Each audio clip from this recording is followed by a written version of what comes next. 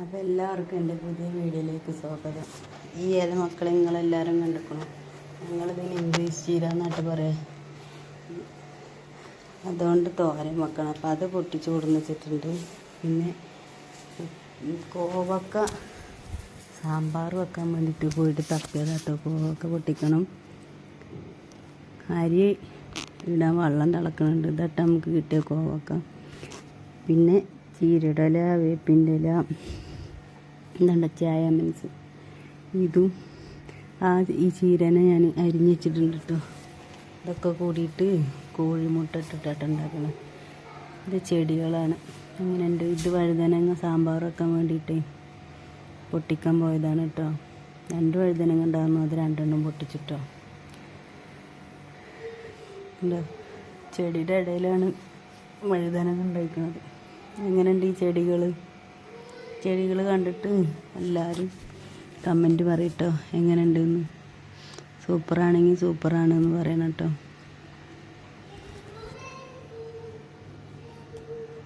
ഇതൊക്കെയാണ് ചെടികൾ.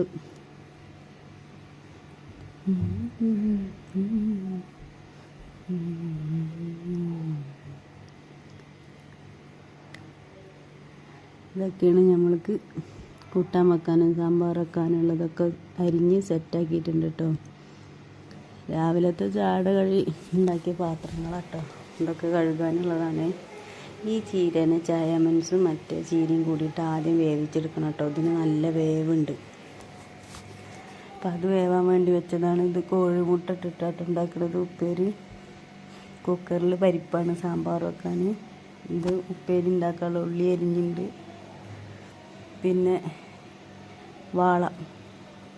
വാളമീനാണ് കേട്ടോ പൊരിക്കാൻ. ഇത് സാമ്പാറിനുള്ള കഷ്ണങ്ങളൊക്കെ നുറുക്കി പരിപ്പ് വെന്തോക്കുമ്പോൾ അതിൽ കഷ്ണം ഇട്ടിട്ട് മഞ്ഞൾപ്പൊടി, മുളകും പൊടി, മല്ലിപ്പൊടി, ഉപ്പൊക്കെ ഇട്ടിട്ടുണ്ട്.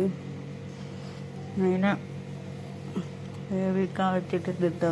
പിന്നെ ഉപ്പേരി വെക്കാനുള്ള ഉള്ളി അരിഞ്ഞുകൊണ്ട് വഴറ്റുന്നുണ്ട് കേട്ടോ. അപ്പോൾ ആ വഴറ്റിയിലേക്ക് ഇതിട്ട് കൊടുത്തിട്ടുണ്ട് കേട്ടോ. അതിൽ കിടന്നിട്ട് നല്ല ഇങ്ങനെ മൊരിഞ്ഞാലാണ് കോഴിമുട്ട ഒഴിച്ചെടുക്കാൻ പാടുള്ളൂ കേട്ടോ. അല്ലെങ്കിൽ ടേസ്റ്റ് ഉണ്ടാവില്ല. നല്ല മൊരിഞ്ഞിട്ടാണ് ഇതാക്കാൻ പാടുള്ളൂ.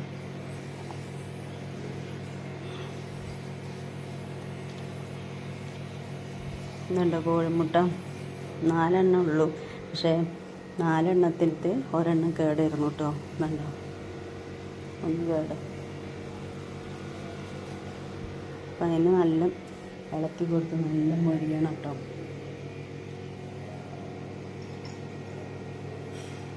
അല്ലേ ഇതേപോലെ ആവണം. ഇത് സെറ്റായിട്ടുണ്ട്. സാമ്പാറിൻ്റെ കഷ്ണം കിടന്ന് തിളക്കുന്നുണ്ട് കേട്ടോ. അപ്പം അങ്ങനെ സാമ്പാറിൽ തേങ്ങ വറുത്തരച്ച് ഒഴിച്ചിട്ടുണ്ട് കേട്ടോ. എന്താ നല്ല സെറ്റായിട്ടുണ്ട്. ഇനി ഒന്ന് കടുക് വറക്കണം. മീൻ കഴുകി വൃത്തിയാക്കി വെച്ചിട്ടുണ്ട്. മസാല പുരട്ടിയിട്ടുണ്ട് കേട്ടോ. മസാല പുരട്ടി കഴിഞ്ഞിട്ട് നമുക്ക് സാമ്പാറിലേക്ക് കടുക് വറ. നല്ല നാടൻ വേപ്പിൻ്റെ ഇലയാണ് മക്കളെ.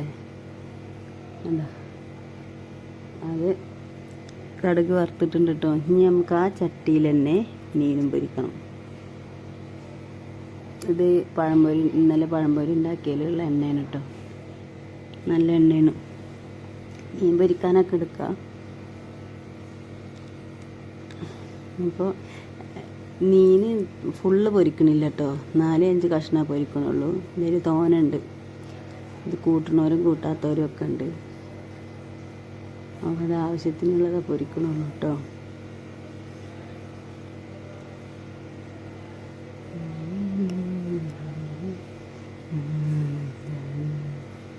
നല്ല നെയ്യുണ്ട് കേട്ടോ. അപ്പം അങ്ങനെ നമ്മുടെ ഐറ്റംസുകളൊക്കെ റെഡി ആയിട്ടുണ്ട്. ചോറ് റെഡി ആയിട്ടുണ്ട്. മീൻ പൊരിച്ചത് റെഡി ആയിട്ടുണ്ട്. സാമ്പാർ റെഡി ആയിട്ടുണ്ട്. ഉപ്പേരി റെഡി ആയിട്ടുണ്ട്. കഞ്ഞിയുടെ വെള്ളമുണ്ട്. വൈകുന്നേരത്തേക്ക് ചപ്പാത്തി ഉണ്ട്. അപ്പം എല്ലാം റെഡി ആയിട്ടുണ്ട്. ഇനി അടുത്ത വീഡിയോയിൽ വരാം.